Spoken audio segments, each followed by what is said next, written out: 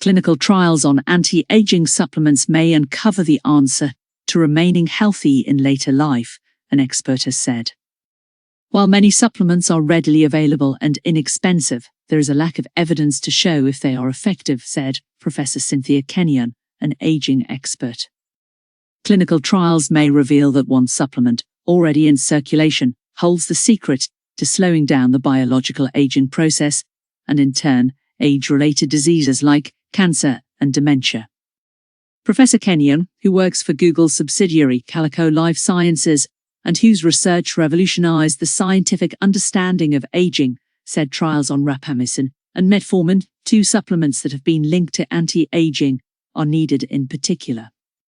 Rapamycin was originally developed as an immunosuppressant for organ transplant patients, while metformin is used to control glucose production in type 2 diabetics. She also called for other substances found in red wine and sperm to be tested.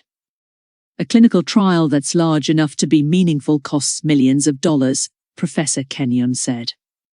And so there's no business model for this, because if you want a clinical trial with something that's freely available and inexpensive, you can't recoup your cost of the trial.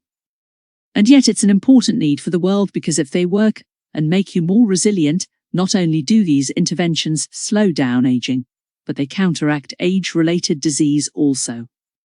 So you would make people, if they work, resilient and more disease-resistant, and they can be sold to everyone. Poor people can be given them.